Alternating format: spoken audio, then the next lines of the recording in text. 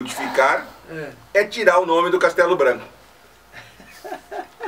Tirar o nome do Castelo Branco e colocarmos o nome do verdadeiro fundador dessa ferrovia, que muitos não sabem. Eu não sei. Que foi o Roberto Dias Batista, um empresário sorocabano que investiu todo o seu dinheiro para a criação da estrada de ferro, e não tem até hoje, nem em Sorocaba e nem em uma região da que ele morou, nenhuma homenagem a ele. Que pena, lamentável. E nós queríamos um dia, se permitido fosse, entrar nessa história e contarmos a história do Roberto Dias Batista.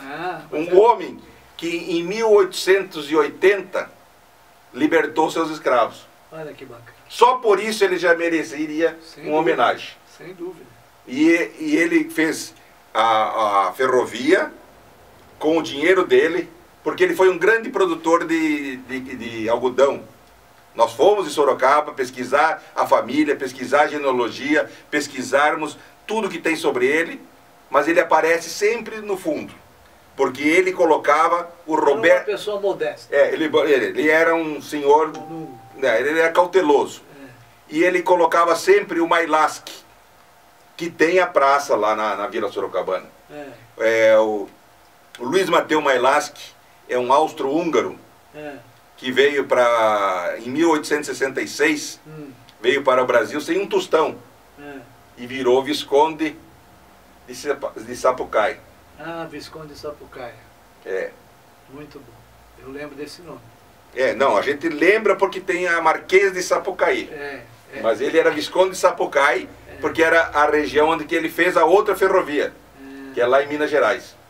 Muito bom. De ferrovia a gente tem uma bela de uma história para contar. A ferrovia eu acho um dos transportes assim, super romântico, bucólico, melancólico. Eu adorava andar de trem. Eu saía... Você chegou a andar? Cheguei a andar nesse daí, mas era muito menino, que a mamãe me levava.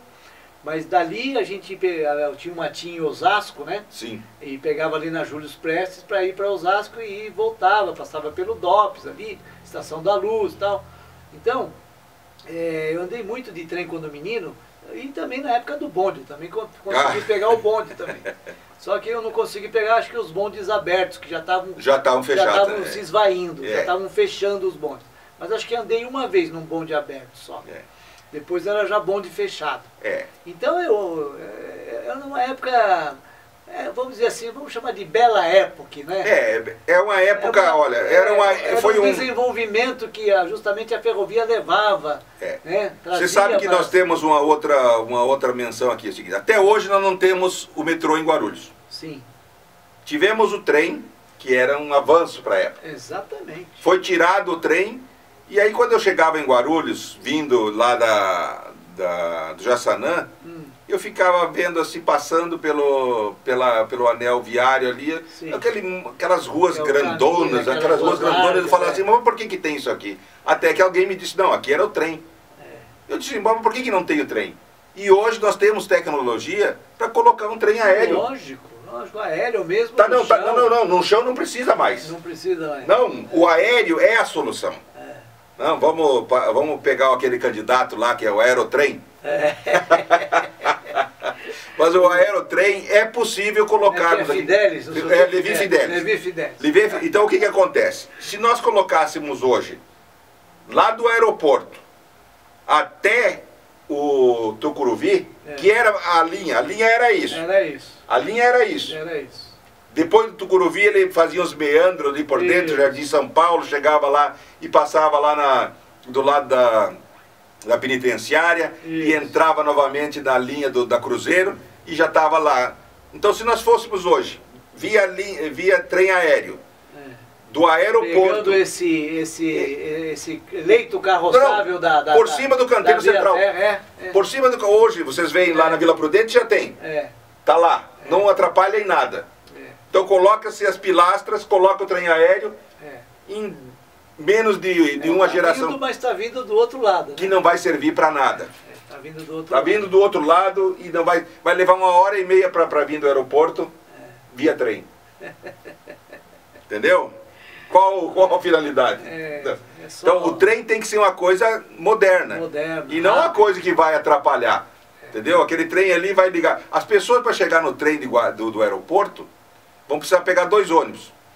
E nós estamos falando justamente dessa via férrea saudosa, né?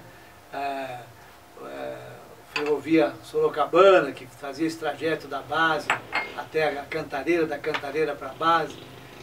E deu até música, né? Não deu? Essa ferrovia? Você está me cutucando a história do... Conta essa história. Por que deu música? E quem foi esse cara? Então, o Adoniran... E ele frequentava aqui a nossa cidade? Aí nós vamos a uma outra história que nós vamos chegar a no nosso pesquisar, E é coisa concreta, coisa que está na história, tem até em filme. Sim. Tem até no filme depoimentos das pessoas que deram esse depoimento do Adoniran frequentando Guarulhos. Sim. Como boêmio, vocês sabem que frequenta qualquer lugar que tenha uma farra. É lógico. E o Adoniran gostava de uma farra e gostava de uma sinuca. E nós tínhamos aqui na Dom Pedro, confrontando ali a rua municipal, que agora é a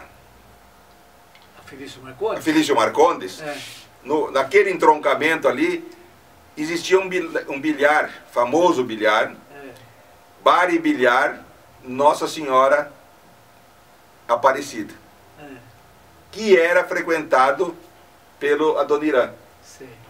E o Adoniran vinha para lá, porque ele tinha umas namoradas por aqui, umas pessoas. E ele gostava de frequentar esse lugar. Dali, daquele ponto, descendo a rua da estação... a Cerqueira César hoje, ele estava um pulo no trem. E o trem que saía de Guarulhos para São Paulo e deixaria o nosso Adoniran Barbosa lá no Jaçanã, saía exatamente às 11 horas. Então nós levantamos que através dessa informação, ele estava numa roda aqui em Guarulhos e deu uma desculpa qualquer para a prenda dele, né? Dizendo, olha, eu tenho que ir embora que meu trem sai às 11 horas. Isso... Prenda. Desculpe a palavra. Então fala o que é prenda, para turma que não conhece gaúcho, né? Como gaúcho, a prenda é a mulher. É aquela bela senhora. Aquela senhorita que acompanha e dá... Aí o que acontece? O Adoniran ficou com isso na cabeça, se juntou depois, mais tarde, e falou, não, isso dá samba.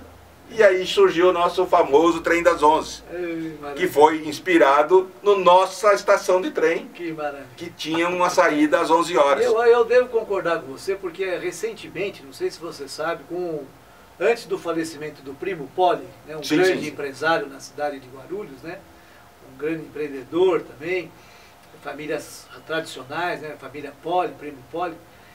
Ele foi homenageado aqui no Adamastor quando ele fez, acho que 90 e poucos, 98 anos, me parece.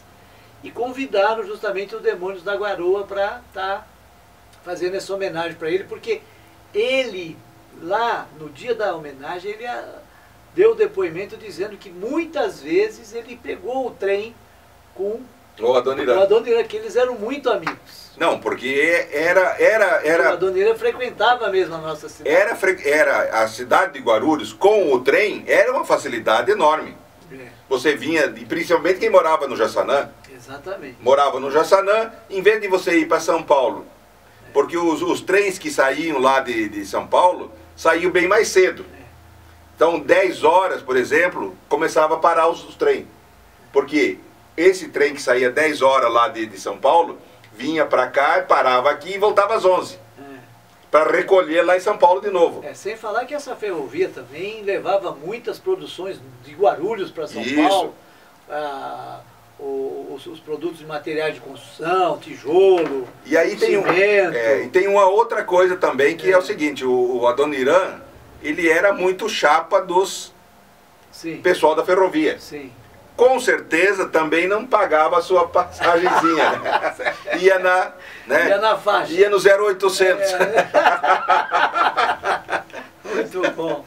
Muito bom. Então a gente tem essa coisa. Então a gente até pensou em criar um monumento lá no complexo da Praça Quarto Centenário, para que o Adoniran fosse homenageado por ter estado em Guarulhos e por Guarulhos ter inspirado ele a uma música tão famosa. Você chegou a pesquisar assim, a vida dele um pouquinho mais a fundo? Você saberia, por exemplo, dizer por que ele era chamado de Charutinho, não? Não, essa parte não entramos, porque nós temos tanta pesquisa para fazer dessa ferrovia que não sobra nosso tempo. O Adoniran é uma pessoa, nossa, pelo amor de Deus, né? O Adoniran dá uma história e tanto. Já tem muita história para contar, mas a gente quer focar na nossa ferrovia, sabemos que temos pessoas interessadas, temos gente que está nos apoiando, mas nós precisamos de uma vontade política para mexer na joaninha. O que eu sei até de concreto, né, em relação ao leito carroçável, o antigo leito carroçável da ferrovia, é que hoje, né, justamente com o anel viário, ele acabou sendo desviado mesmo, porque o caminho que ele fazia, o próprio anel viário empurrou ele um pouco mais para lá e abriu um pouco mais para cá também, então ficou um negócio meio tortuoso. E as partes que era realmente o leito carroçável, acabou sendo invadido também por muitas na verdade, na pesquisa, nós temos uma fotografia de 1958, em que nós temos todo o percurso mapeado. E nós transportamos esse mapeamento para o atual. Fizeram uma sobreposição praticamente. Na verdade, o que é? Cresceu a parte, porque na região que ia daqui do... Por exemplo, ali onde tem a faculdade aqui, a Figuinha que eles chamam, na Barão de Mauá. A Barão de Mauá praticamente era